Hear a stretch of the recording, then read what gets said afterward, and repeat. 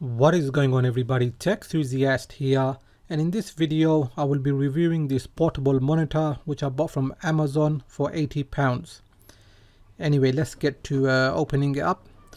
I would have shown you the back, but there's actually no specs on the back, so there is actually no point.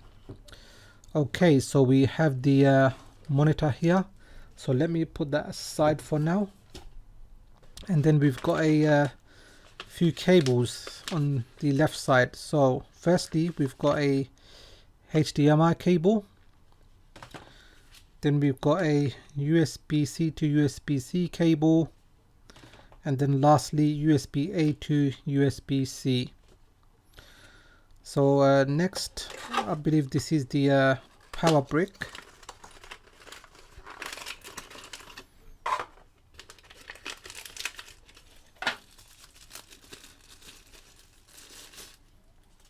Yep, here it is. Quick Charge 3.0. I think that's from Qualcomm. And here you can see it is a USB-A input, and that extends out. And then lastly, we've got the user manual, and there are a few illustrations here which might be worth reading. But anyway, let's get to the monitor now. So let me just put the box aside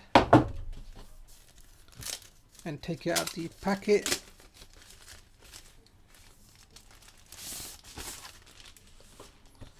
Okay, so firstly you can see it has a cover on,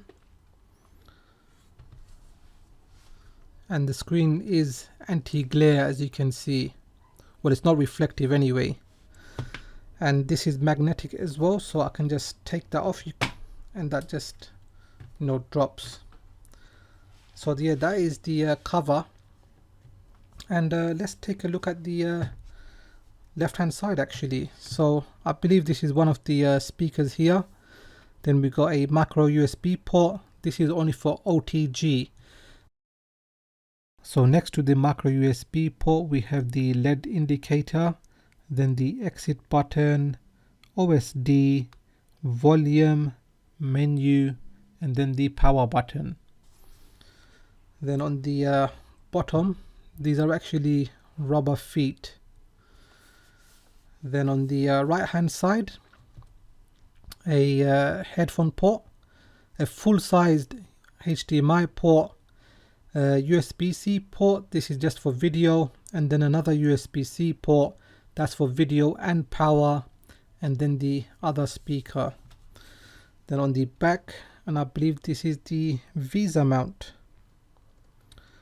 Okay, so let me get that back onto the magnetic strip. So yeah, I think generally it offers decent protection.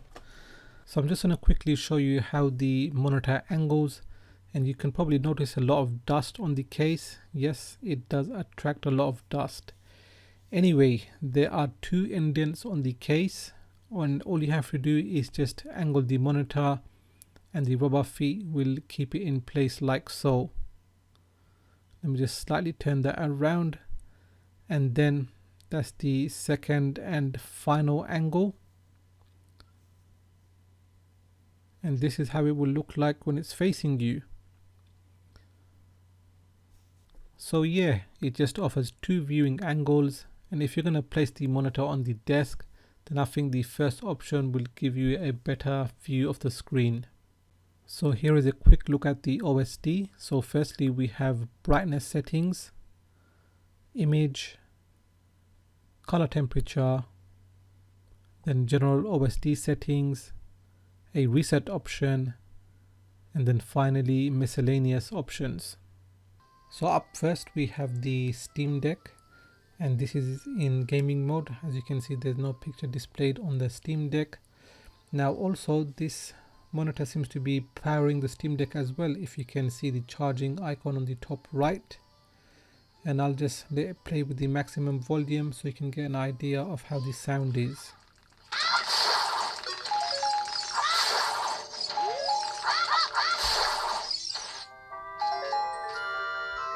You can definitely notice that the sound is tinny. It's not as loud, but it's okay. Then we have desktop mode, and again there are no issues, everything is working fine. The display is output on both of the devices, mouse, everything is working fine. Next is the Nintendo Switch. Now this is connected directly to the Switch without a dock and the HDMI cable, and I was quite surprised that we can output the gameplay without a dock. The only issue, and I'm not really sure if it is an issue, is that you will have to place the Switch flat on the floor or on a desk, which might prevent airflow, but the fact that it works without a dock is a huge plus. So here I am using a Samsung Galaxy S21, and you will need a phone that supports USB 3.1, and I'm using the HDMI port as I want to make sure it is working, and as you can see there are no issues, no lag whatsoever. So lastly we have the monitor with a laptop, and this is the Lenovo ThinkPad T480, and as you can see the monitor is being powered by just the USB-C cable from the laptop, and that is because it is using the Thunderbolt port, and this should work with other laptops or MacBooks so long as they have the Thunderbolt port. And this makes it very convenient to have a second display, especially being able to power both devices with one power cable. Okay, so the conclusion, is this monitor worth buying? I mean, other than having the cheap feel and build to it, it probably is if you can get it for a decent price like I did for £80, as it is quite convenient, especially if you're playing a Switch. You don't need a dock, and with some laptops you can power the monitor and the laptop with just one power cable as I've shown before, which is very convenient. Now if you have found this video useful, give it a thumbs up. If you are new here, then please do consider subscribing, as I have more videos coming up, so make sure you hit that bell icon so you get notified as soon as I release my videos. Please do follow me on Twitter and Instagram, and like always, thanks for watching, and I will catch up with you in the next video.